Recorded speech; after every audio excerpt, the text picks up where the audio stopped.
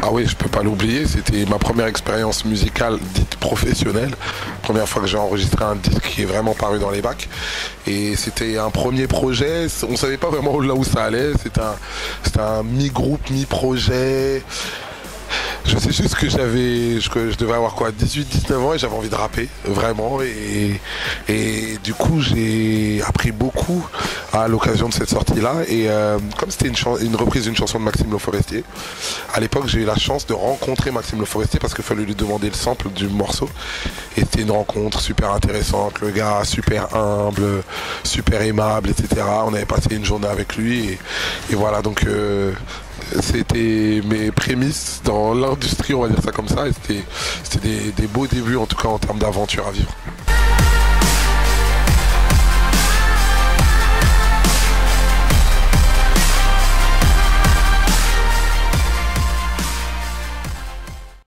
Ça m'a appris beaucoup d'exigences dans la performance parce que à l'époque j'étais inconnu, on va dire, inconnu, et je faisais la première partie de tête d'affiche et le public venait vraiment pour voir des gens qui étaient au top. C'est Busta Rhymes était au top, 50 Cent au top, et Nas ou quoi que ce soit, ces premières parties-là, les gens étaient au top, donc j'avais, pour pas avoir à ramasser les tomates sur scène, je savais qu'il fallait qu'on soit bon. Du coup, ça m'a habitué à pas être dans le confort d'être devant un public qui m'aime déjà.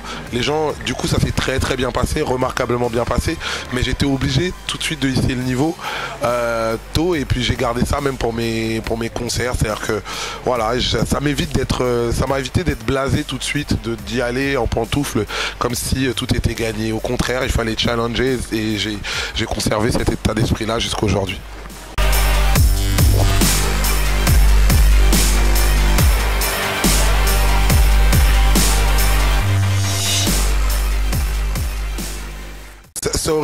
C'était pendant longtemps un regret. Bon, maintenant que le dernier s'appelle comme ça, du coup c'est un regret c'est une frustration qui est guérie.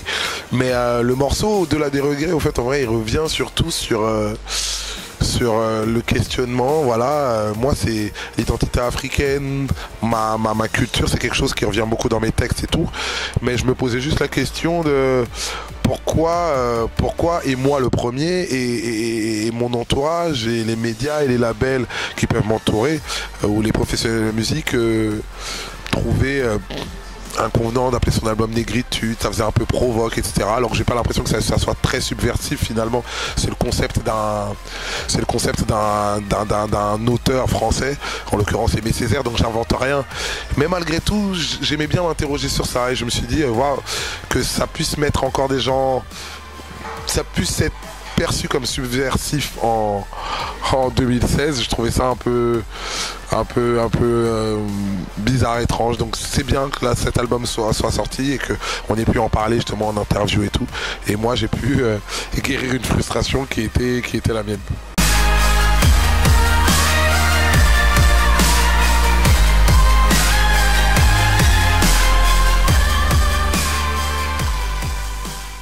Il faut le dire encore, il faut le dire parce qu'effectivement j'ai l'impression quand même que certaines institutions culturelles, et quand je dis ça, ça inclut même les festivals, et quand je dis ça, bon, aujourd'hui on est à ODP, il n'y a rien à dire, il y a à l'affiche, il y a Black M, moi, Giorgio, Blacko, donc la musique urbaine est très très très bien représentée et tout, mais la réalité c'est qu'il y a beaucoup de festivals en France qui sont pas encore comme ODP, qui ouvrent assez peu, qui s'ouvre, mais un tout petit peu, alors que cette musique-là est très populaire quand même.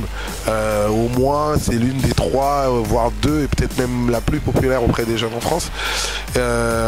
Et voilà. Mais après, je pense qu'on n'a plus besoin d'être défendu, on peut se défendre tout seul. C'est pour ça, c'est dans ce sens-là, le morceau chanson française, c'est pour s'affirmer, et que je pense que dans les prochaines années, et même c'est déjà le cas, on va de moins en moins demander la permission, mais on va enfoncer des portes, etc. Et puis les choses vont se faire.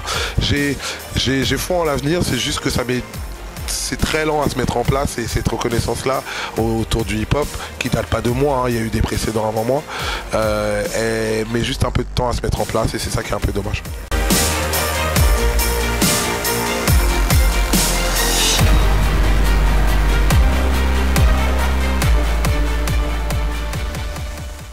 Après, fait, ça c'est ce que j'appelle ma culture pop, c'est-à-dire qu'effectivement le rap c'est ma musique préférée, celle que je sais mieux faire. Mais autour de ça, effectivement, j'ai grandi à Kinshasa. J'ai écouté des disques de rock quand j'étais adolescent. J'ai écouté du reggae. Je suis fasciné par la musique black américaine.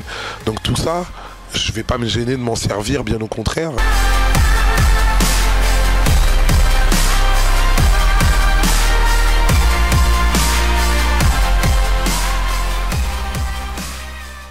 Non, non, bien au contraire. J'ai l'impression que l'amour est un engagement. En fait, moi justement, je trouve que l'époque, on est dans une époque où quand on regarde les médias sociaux, les réseaux sociaux, les médias en général et tout ça, il y a un peu une prime au cynisme. C'est-à-dire qu'il faut forcément dire que rien ne va et que c'est catastrophique et que c'est dramatique, etc. Et j'ai l'impression que c'est plutôt militant aujourd'hui de parler d'amour et d'avoir des idées, d'avoir des espèces d'idéaux positifs. J'ai remarqué tous les gens qui veulent avoir des idées un peu positives, à chaque fois, quand ils veulent s'exprimer, ils commencent leur phrase par au risque de paraître naïf, oui, je pense. Alors c'est pas pour faire le bisounours, comme s'il fallait se justifier de pouvoir juste penser positivement.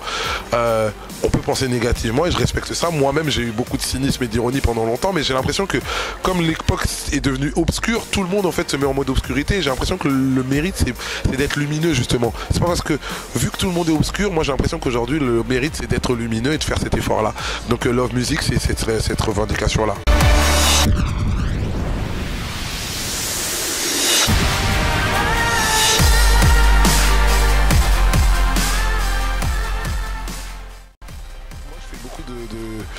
De chansons, je parle de la société française dans laquelle je grandis et des fois on me reproche, oui tu tapes des fois fort et tout, mais il y a des choses que j'aime dans ce pays et à certains égards le principe de solidarité c'est quelque chose que moi j'aime et que j'apprécie et que je valide complètement, et du coup quand on peut la voir en plus à travers un concert, en tout cas un événement culturel, c'est encore mieux.